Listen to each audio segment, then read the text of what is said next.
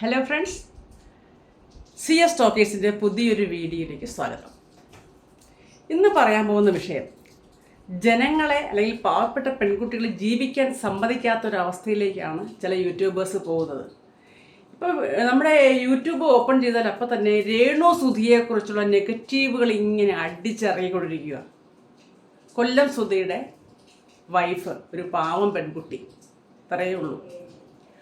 അത് ജീവിച്ചു പോട്ടെ, അതിനെക്കുറിച്ച് എന്തൊക്കെ അപവാദങ്ങളാണ് പറഞ്ഞു പരത്തുന്നത്. ശരിക്കും യൂട്യൂബേഴ്സും സോഷ്യൽ മീഡിയയൊക്കെ ജനങ്ങളുടെ നന്മയെ ജനങ്ങളുടെ മാനസികാവസ്ഥ ഉയർത്തുന്നതിന് വേണ്ടിയിട്ടുള്ളതാണ്. അങ്ങനെയാണത് പ്രയോജനപ്പെടുത്തേണ്ടത്. നമ്മുടെ മനസ്സ്, എല്ലാവർക്കും ഒരു മനസ്സുണ്ട്. ആ മനസ്സെന്ന് പറഞ്ഞ സ്വത്തിനെ ഉയർത്തുക, അപ്പം നമ്മുടെ നിലവാരം ഉയരും. അതാണ് ചെയ്യേണ്ടത്. ഇത് പക്ഷേ ആ ഒരു പെൺകുട്ടി ജീവിക്കാൻ വേണ്ടി കിടന്ന് കഷ്ടപ്പെടുമ്പോൾ അതിന് നെഗറ്റീവ് കമൻറ്റുകൾ അടിച്ച് ഇറക്കി അതിനെ നശിപ്പിക്കാൻ ശ്രമിക്കുകയാണ്, വേദനിപ്പിക്കാൻ ശ്രമിക്കുകയാണ്, കുത്തി നോവിക്കുകയാണ്. പക്ഷെ അവൾ മിടിക്കുക, സൂപ്പറാണ്, ഇതൊന്നും മൈൻഡുന്നില്ല. പക്ഷേ ഈ യൂട്യൂബേഴ്സിന് നാണമില്ലല്ലോ എന്ന് ഓർക്കുന്നത്.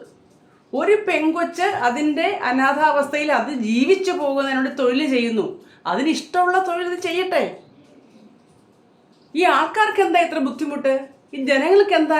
ഈ യൂട്യൂബേഴ്സിന് എന്താ? ജനങ്ങൾക്കല്ല, യൂട്യൂബേഴ്സിന് എന്താ? അതിൻ്റെ താഴെ കുറേ ആൾക്കാർ, വിവരം കേട്ട ആൾക്കാർ കുറേ കമൻ്റ് എഴുതി വിടും.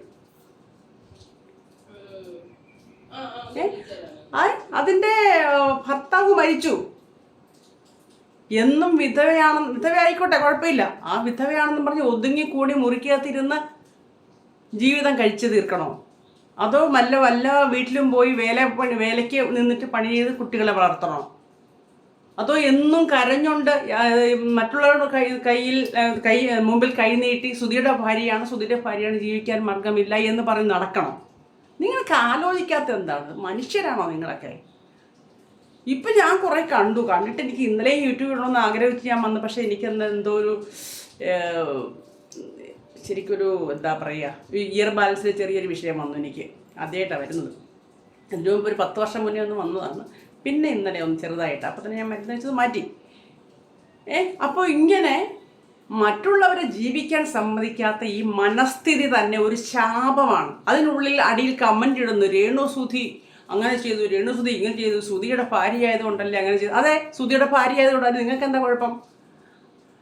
സുധിയുടെ ഭാര്യയാണ്, അവരുടെ ഭർത്താവാണ് സുധി. അവരുടെ മേൽവിലാസത്തിൽ അവർ അറിയിക്കട്ടെ. നിങ്ങളുടെ ആരുടെയും ആൾക്കാരുടെ മേൽവിലാസത്തിൽ അവർ അറിയപ്പെടുന്നില്ലല്ലോ. സുധി എന്ന പേരിലാണ് അവർ അറിയപ്പെടുന്നത്. നാണമില്ലല്ലോ എന്ന് ഓർക്കുക. അവരുടെ ഭർത്താവല്ലേ സുധി. അപ്പോൾ സുധിയുടെ പേരിൽ അറിയുന്നതിപ്പോൾ നിങ്ങൾക്ക് എന്താ കുഴപ്പം? അത് കേട്ടിട്ട് ശരിക്കും എനിക്ക് ബ്ലഡ് തിളയ്ക്കുമോ. ഞാൻ കുറേ യൂട്യൂബേഴ്സിന് കമൻറ്റ് എഴുതി വിട്ടു, പക്ഷെ എനിക്ക് എന്നിട്ടും തീരുന്നില്ല. ഒരു പെൺകൊച്ച് എങ്ങനെയും ജീവിക്കട്ടെ. ആ കുട്ടി ഏവിയേഷനൊക്കെ പഠിച്ച കുട്ടിയാണ്, നേഴ്സിംഗ് പഠിച്ച കുട്ടിയാണ്. ഏവിയേഷൻ എന്ന് വെച്ചാൽ ഹെയർ ഹോസ്റ്റസ് ഒക്കെ ആയിട്ട് പോകാനായിട്ടുള്ള താല്പര്യം, പറക്കാൻ ആഗ്രഹിക്കുന്ന കുട്ടിയാണ്. അത് സുധിയുമായിട്ട് ഇഷ്ടത്തിലായി, പ്രേമത്തിലായി, കല്യാണം കഴിച്ചു. ഒരു അമ്മയില്ലാത്ത കുഞ്ഞിനെ വളർത്തുന്ന കൊച്ച. അതിൻ്റെ മനസ്സ് നിങ്ങൾ മനസ്സിലാക്കണം. വീട്ടുകാരോ ആരും സാധാരണ അങ്ങനെ ഒരു കുഞ്ഞുണ്ടെന്ന് കേൾക്കുമ്പോൾ എല്ലാവരും അതിൽ നിന്ന് പിന്മാറും. പക്ഷെ അത് ആ കുട്ടിയെയും സ്വന്തം കുഞ്ഞിനെ പോലെ സ്നേഹിച്ച് വളർത്തുവാണ്. സുധിയെയും അതുപോലെ തന്നെ നല്ല സന്തോഷമുള്ള ഫാമിലി ആയിരുന്നു. നിർഭാഗ്യവശാൽ സുധി ആ ജീവിതത്തിൽ നിന്ന് മരണം വഴി വിട്ടുപോയി എന്ന് വെച്ചിട്ട് ഈ മക്കളെ ഉപേക്ഷിച്ച് അവരെന്താ കരഞ്ഞു മോങ്ങി ഇരിക്കണോ ഉള്ള കാലം മൊത്തം? അവർക്ക് അവരുടെ ജീവിതം നോക്കണ്ടേ? ഇത് ഈ വീഡിയോ ആരൊക്കെ കാണുമെന്ന് അറിയില്ല. ഇതിൽ അവരെ മോശമാക്കിക്കൊണ്ട് ചിത്രീകരിക്കുന്ന എല്ലാ യൂട്യൂബേഴ്സും ഇത് കേൾക്കണം. അവർക്ക് ജീവിക്കണ്ടേ? അവർക്ക് അറിയാവുന്ന തൊഴിൽ ചെയ്യുന്നു. ഏവിയേഷൻ പഠിച്ചു എന്ന് കേൾക്കുമ്പോൾ ഓർത്തോണം, അവർക്ക് പറക്കാൻ ചിറകുകൾ ഉള്ള ഒരു ലേഡിയാണ്, പെൺകുട്ടിയാണ്. അതുകൊണ്ടാണ് ഏവിയേഷൻ പഠിക്കാൻ പോയത്. പിന്നെ ഭാഗ്യവശാലോ സുധിയുടെ വൈഫായി. പിന്നെ അവർ ഒതുങ്ങിക്കൂടിയതായിരിക്കും മക്കളെ വളർത്താൻ വേണ്ടിയിട്ട്. വീട്ടിൽ സന്തോഷമായിട്ടിരിക്കാം. സുധി പോയി കൊണ്ടുവരുന്ന വെച്ചിട്ട് കഴിക്കാമെന്ന് ഓർത്ത് കാണും. പക്ഷേ സുധിയുടെ അഭാവത്തിൽ അവരുടെ കഴിവുകൾ പുറത്തെടുത്ത് ജീവിക്കാൻ വേണ്ടി തത്രപ്പെടുന്നു. അതിന് നാട്ടുകാർക്കെന്താ, ആൾക്കാർക്കെന്താ, എന്തൊക്കെ കമൻ്റ് അതിൻ്റെ അടിയിൽ അടിച്ചിരുന്നത്? വളരെ മോശം, വളരെ മോശം.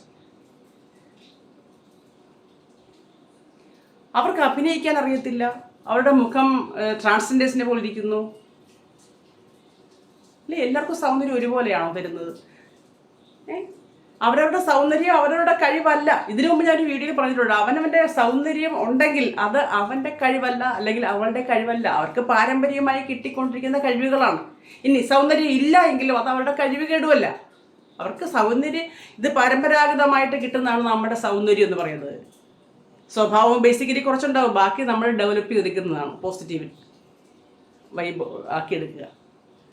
ഇത് ഒരു കൊച്ച് അതിനറിയാവുന്നൊരു കഴിവ് വളർത്തിയെടുക്കട്ടെ. അത് തന്നെ ജീവിക്കാനൊരു വഴി കണ്ടെത്തുന്നതിന് ഈ നാട്ടുകാർ മൊത്തം കിടന്ന് ബഹളം.